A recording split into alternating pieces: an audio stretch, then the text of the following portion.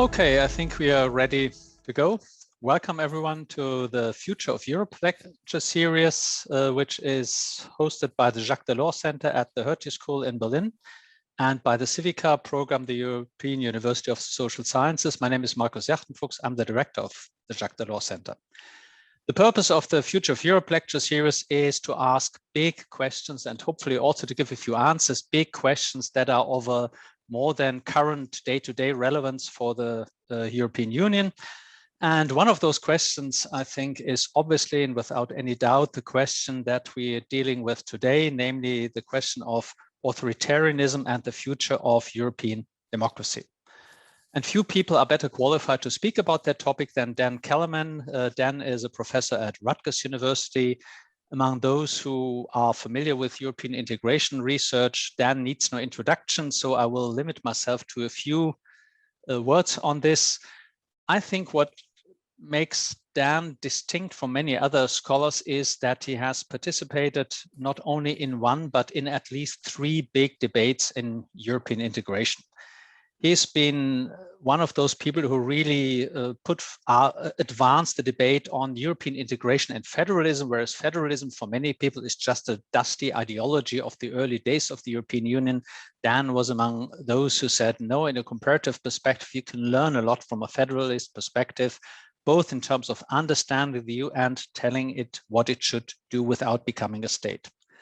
The second contribution, I think, was to the debate on law and politics, where he has been among those who, from the political science point of view, try to understand and write about the role of law in European integration. And the third is what we're dealing with now, this issue of authoritarianism in a broader democratic context. I think he has a fourth qualification, which is not so scientific, but which makes him a great speaker for today, namely that he also likes to use clear words. He is not among those social scientists who get lost in differentiation, highly complex, that everything is related to everything. So Dan is the man for the clear word, and this is probably what we really would need in that debate. So it's a great pleasure to have him here. We just discussed before the start of that meeting that due to COVID-19, many of us just didn't see each other in person. It's great to see you at least on video here. Let's hope that we can meet in a not too distant future in person. But again, great for making it to our event, and you have the floor. Thank you so much, Markus. And yeah, as you were just saying, it's great to be here, to see you, and get back in touch with some of my European friends who I've missed very much this year, as we've all been cut off from one another. So yeah, events like this are a great opportunity. So I'm just going to dive into things because there's a lot I wanted to cover, and I want to go pretty quickly so that we have a lot of time for Q&A. So I'm going to share my screen. Let's see. Slideshow. Okay. Can you confirm that's all good, Marcus? Okay.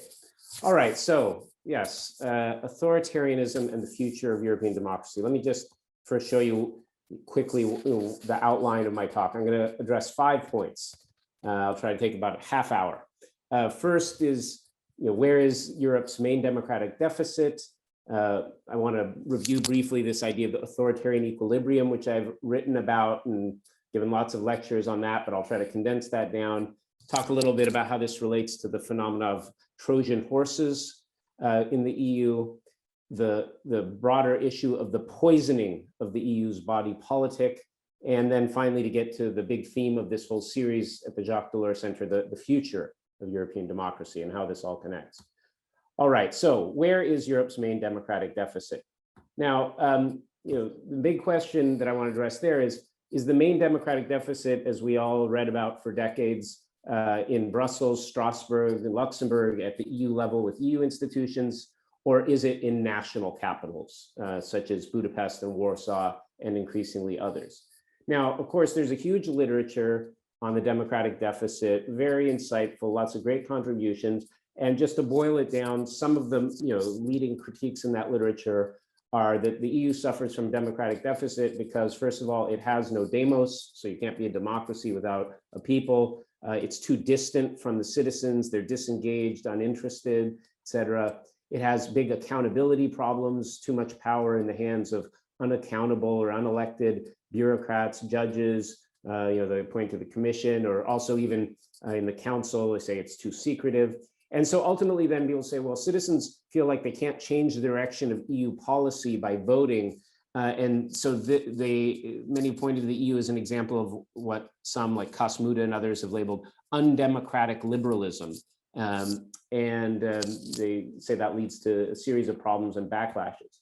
Now, what I would argue, and I don't have time to go into this much, happy to talk about it in the Q&A because I want to get to other things, but I just think these standard critiques of the deficit at the EU level, they tend to miss that, well, many democracies lack a single demos, okay? Many are multinational, et cetera. On the participation issue, well, yeah, the EU is distant, but how much worse is it than other polities? Participation in European Parliament elections, for instance, is higher than US congressional midterms.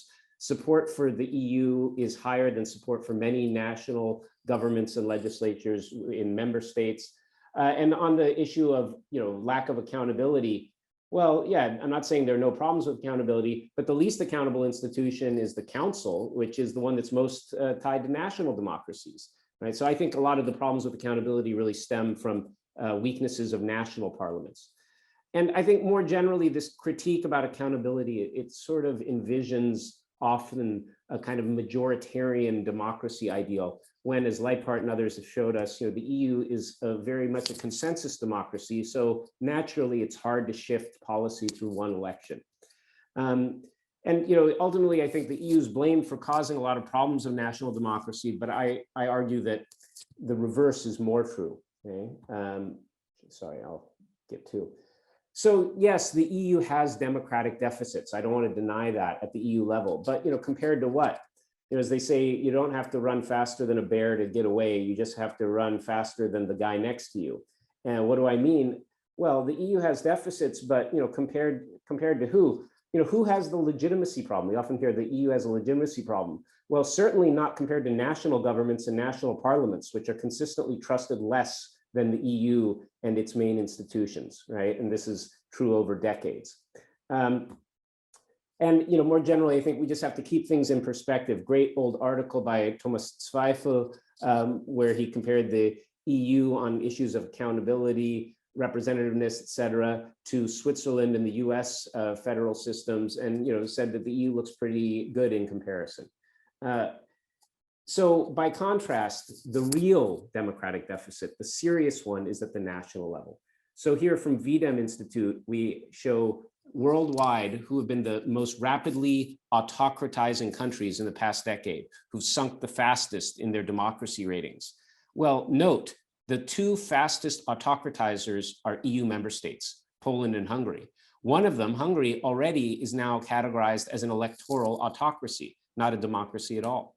Likewise, Freedom House has declared that Hungary can no longer be regarded as a democracy. So, we have this problem with a democratic deficit, but it's at the national level. Okay, so then that brings me to this point about the authoritarian equilibrium. Why is it that the EU, which professes a commitment to democracy, the rule of law, why does it tolerate member states becoming these kind of electoral autocracies or competitive authoritarian regimes? How can they survive and thrive within the EU? Well, the main lesson I've taken, as Marcus said at the beginning, I draw a lot on comparative federalism. And likewise, on this question, I went back and started reading literature on federalism and remembered that there's a big literature that says it's actually quite common and quite normal in federations, especially large heterogeneous ones, to have enclaves of authoritarianism at the state level. So even if your federation as a whole is democratic, it's quite common to have some states that are autocracies, okay? And how do they survive in these systems, these autocratic states? Well, they survive for three reasons, and those are the same three reasons why these regimes are surviving in the EU. Party politics, funding from the center, and emigration. Okay, so I'm going to explain you why what's happening in the EU is quite similar to what we see all over the world in these autocratic enclaves within federations. But the EU is actually in worse shape than other federations that have autocratic states, because it's stuck in this, what I call an authoritarian equilibrium or an autocracy trap, and I'll explain why. Okay, so first, party politics. It's an old story.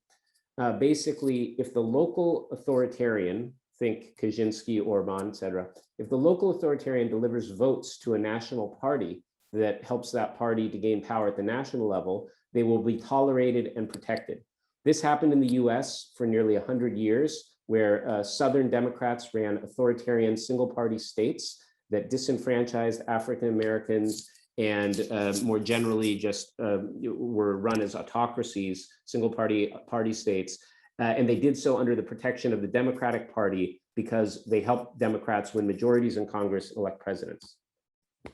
Well, same thing in the EU.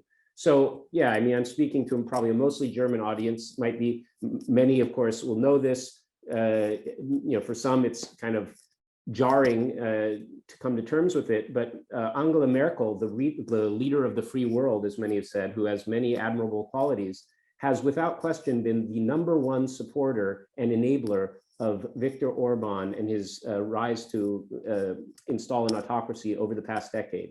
Why? Well, largely because of their ties through the EPP, which just ended a month ago or so. I can get to that later. But essentially, Orban and his MEPs voted with the EPP. They generally joined together in the council and cooperated on many issues. And in return for that political support, the EPP shielded Orban from any EU censure and intervened repeatedly to block action against him.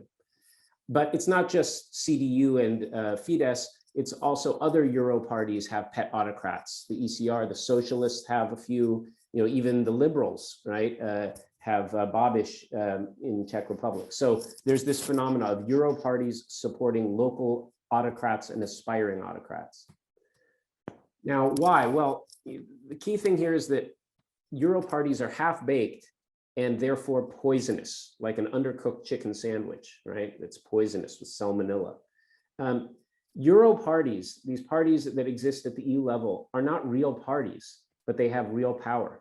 I say they're not real parties because, first of all, very few voters even know they exist. Shockingly few know who the member parties that constitute them are. And these Euro parties have big incentives to have pet autocrats because there's big political rewards to be the biggest party. You get more powerful positions in the European Parliament. You shape the EU agenda. You get to appoint the Commission president if you're the biggest, or at least to have the Commission president come from your party. But while there's all those incentives to be the biggest party you can and to have a big tent, including autocrats, there's no cost to doing so, or at least there haven't been at all until maybe very recently, because voters didn't even realize this was happening, right? So very few voters would know that Merkel and the CDU were allied with Orban. I mean, I'm going to come back to this later, but just pause for a second and think about it.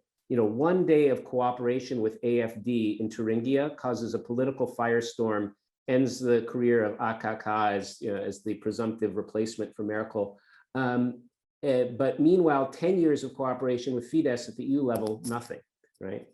Okay, and then also beside that, allies of the local opposition in these authoritarian enclaves, they can't really intervene to help them, that beleaguered opposition, because there's sort of strong norms of not getting too involved in local politics. And in fact, Euro party regulations explicitly forbid Euro parties from providing funding and material support to their member parties. So for instance, the Social Democrats or the Greens or Liberals can't help their affiliated parties in places like Poland or Hungary. Okay.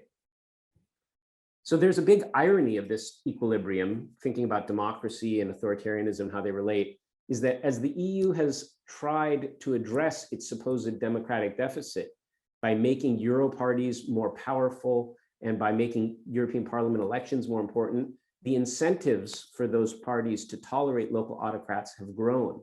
So trying to strengthen EU democracy has helped make the EU a haven for autocracies at the national level. Okay, and then to make it even worse, why we're really in a trap, on top of all those dynamics, you have the whole intergovernmentalism aspect of the EU. There's strong sovereignty norms against intervention in domestic political affairs, and crucially, there's still many areas where states can wield vetoes. It's totally normal for autocrats to try to infiltrate central institutions in a federation, something I'll come back to.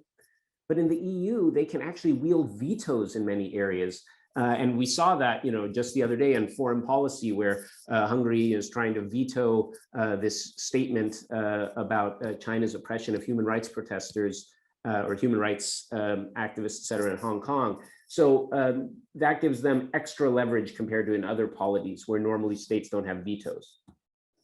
Okay, now quickly, and just to finish the authoritarian equilibrium before I move on, the second factor of the authoritarian equilibrium is this idea that EU funding can serve as a kind of resource curse, this funding from the center. There's a big literature in comparative politics about how oil states or rentier states tend to endure as autocracies because the autocrat can use the oil rents and distribute them to a patronage network to prop up the regime. Well, the same thing happens in the EU, except it's not oil money, but EU structural funds. And by the way, there's about to be a flood of billions more of those kind of development funds with the recovery package, which if the EU is not careful and doesn't attach strings, something I come back to, will just serve to further entrench these authoritarian regimes. So, we've seen this. Orban uses money to make, his family and friends, some of the wealthiest people in Hungary, to prop up a network of oligarchs. By the way, there's also an investment dimension to this where, let's say, like the German car industry, has been crucial in sustaining the Hungarian economy. And that also, on top of the party ties, explains why Merkel and others went soft on the Hungarian regime and tried to prevent EU censure because they're so heavily invested there. Okay. Finally, there's emigration.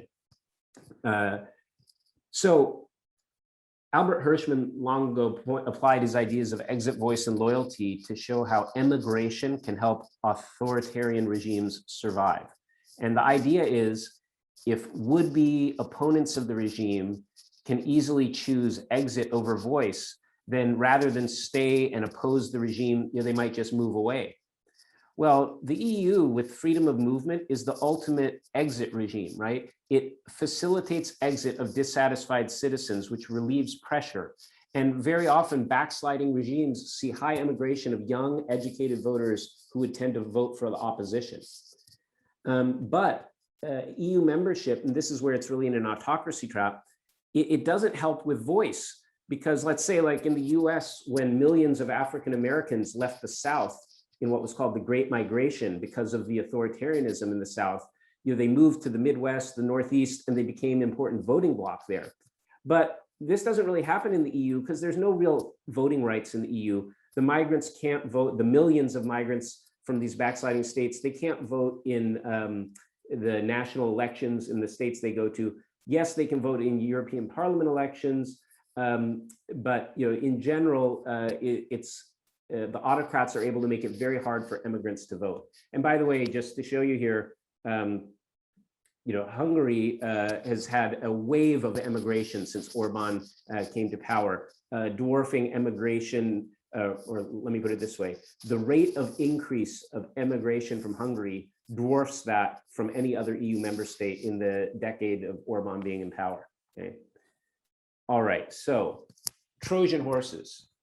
I'm actually going to finish by 9:30, I think, Marcus. So somehow I'm going to manage this by talking very fast. But yeah, let me just say something about my other work on Trojan horses that relates to the kind of tensions between authoritarianism and democracy in the EU.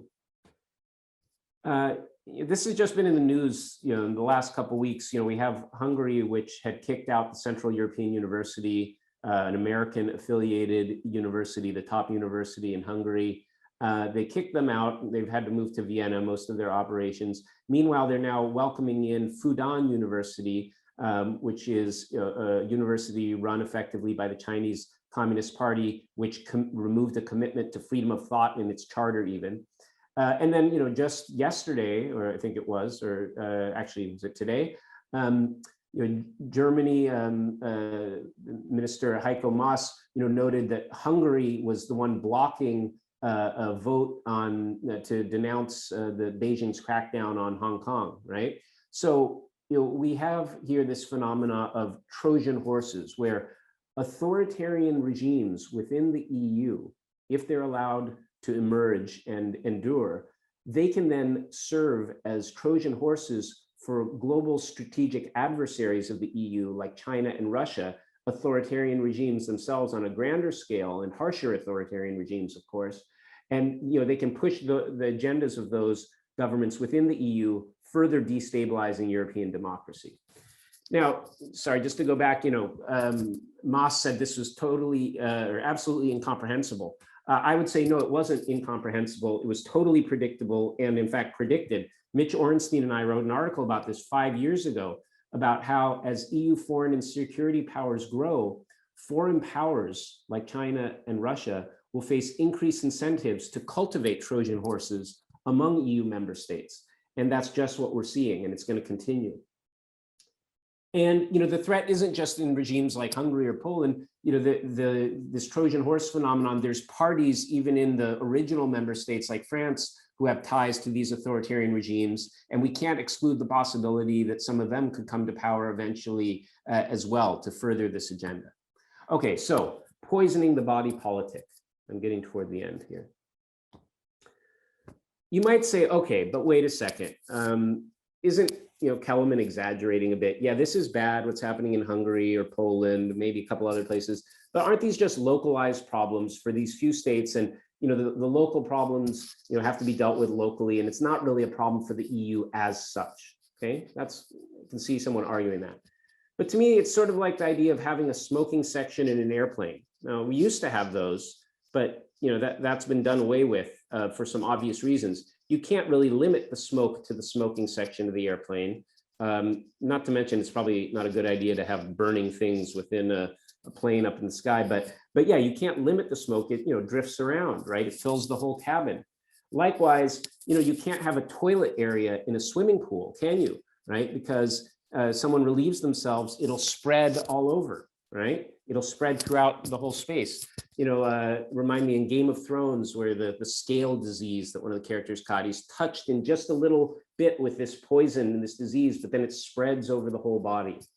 Or if we want to be biblical, let's look at the book of Deuteronomy, the idea of the poison vine, which says that grapes grown in the terroir of Sodom and Gomorrah end up being filled with poison, right?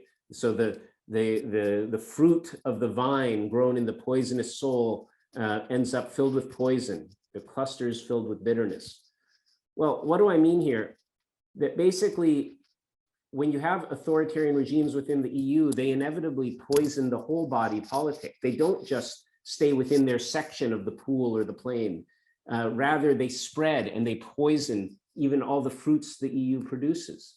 We saw this in the US historically. I talked to you about the US where we had this authoritarian enclaves. But guess what? It wasn't just about the oppression of African Americans in the South or the authoritarianism in the South. These representatives of these states got big seats in the Congress, and because they were around so long, they captured control of key committees, and they reshaped the entire national agenda. This great book by Bateman, Katznelson, and Lipinski, emphasizes that, basically these Southern autocrats kind of took over Congress and made America a Southern nation for decades. Well, the same thing's happening in the EU. Okay, von der Leyen was elected with and only became president because she had the votes and support of Orban and Kaczynski and their parties. And as a result of that, she has been very reluctant to act against these autocrats who helped empower her. And I can talk about that in the Q&A. She's blocking action consistently, right? She also paid them off. I mean, look at EU enlargement policy. EU enlargement policy is a joke. I mean, a complete joke. They're supposed to be demanding democracy, rule of law, press freedom, all these things in the candidate countries. But yet, to pay off Orban, von der Leyen put one of his minions, a Hungarian, Várhelyi, in charge of the enlargement portfolio. He's the commissioner for enlargement. So how can we take that seriously anymore? Okay. Likewise, they poisoned the parliament. Do you remember the sex scandal with the Fidesz MEP who was caught escaping this orgy in Brussels, climbing down a drain pipe? Well, that gentleman, you might not realize, had been the party whip, right? So the guy who organized the legislative work of the EPP just a year before that, right? So the point is, they're not just in the EU, they're in positions of power in the EU. And at the moment when CEU was being kicked out of Budapest, the vice chair of the education in the European Parliament was another Orban lackey. So they infiltrate the parliament. And then the council. Well, of course they're there. Orban's there. Kaczynski's minion, Morawiecki's there. Look who's going to hold the rotating presidency next. Jansa. He's a wannabe Orban, right? Who's actually Orban's been helping to empower him. I can't comment too much on anything he said since he blocked me on Twitter. Okay, and in the judiciary, they're poisoning the whole judiciary or the judicial order of the EU because that judicial order is based on cooperation and mutual trust between national judiciaries. But you can't trust, let's say, the Polish judiciary, which has been entirely captured. As a result, Dutch courts, Irish courts, German courts as well, have stopped, in some cases, extraditing suspects under European arrest warrants to Poland because they know they can't get a fair trial there, or they fear they can't. Just the other day, we had the ECHR rule that the Constitutional Court of Poland is not a court at all. It's an unlawful body, illegally composed, because it was captured illegally by the Polish ruling party. So we have the whole legal order of the EU fragmenting. Okay, so I'm going to go like 2 minutes over, so Marcus, I hope that's okay. So let's get to the end. Future of European democracy. Can we get beyond this autocracy trap? You know, and of course, I say this in the context when we just launched, or you just launched in Europe, a conference on the future of Europe, including a big focus on democracy. So it's a moment to think about it. Well, first, the bad news. The lesson from the US and from other systems is that unions can be stuck in an authoritarian equilibrium for decades, right? In the US, that happened for decades. So there's no reason to think that these problems in the EU with autocratic enclaves will go away, right? They might continue to last for a long time. Now, a lot of people point to say, oh, the EU lacks tools and just needs some more tools. Look, tools are not the problem. I'm not going to talk about that. I give lots of lectures on the tools.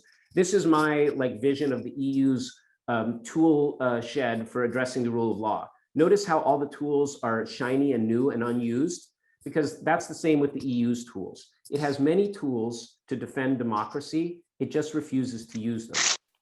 And it refuses to use them for political reasons, right? Because of everything I said about Euro parties and these political incentives, okay? So how to escape the autocracy trap in my last minute? You know, it's all about parties. You need parties for modern democracy.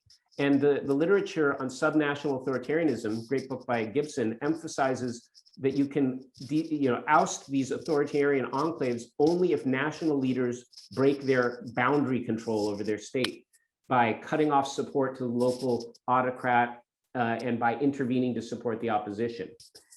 So to do that, the EU needs to move beyond its half-baked party politics in the future.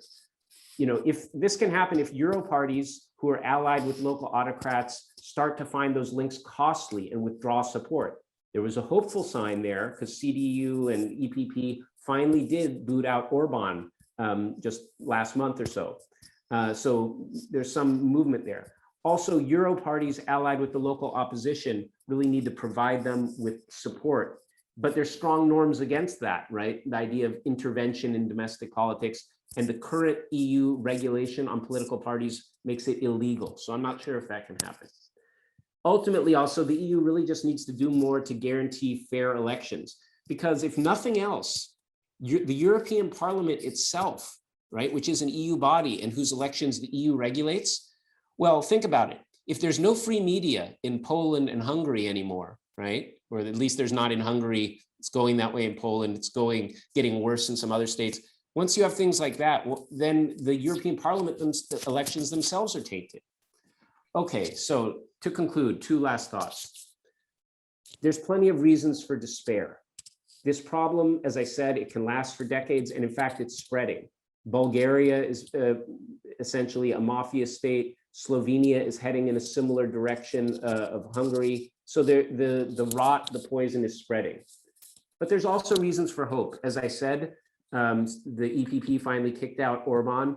We have the prospect that the Greens might enter a government in Germany, and they take these issues very seriously, and they would really push the EU to act. So I think there is some reason to hope. And finally, I'll just say, in a new paper I'm working on with some colleagues from Switzerland, Jonathan Slapin, Michel Fenzel, Pitt Rieger, we have found that when you see this double standard where parties go easy on autocrats at the EU level, even if they'd be tougher at home, like we see with the CDU, we find, based on our experimental evidence, that essentially this is just because voters don't know this is happening. When you inform them, they actually care just as much, and they don't want cooperation with autocrats at the EU level. But the problem is they don't know. So if EU politics develops and more awareness increases of these dynamics, there's some hope for the future. Thank you. Thank you very much, Dan, for your talk and for a big tour d'horizon, which combined a great, as usual, a great comparative politics argument with a lot of detailed knowledge and with policy recommendations. So what can one hope more? So let me thank you, Dan, very much for a very inspiring talk and for answering to really many questions. I hope that you have helped or enlightened those who asked those questions. Thanks for being with us and have a nice day. Thanks so much for having me.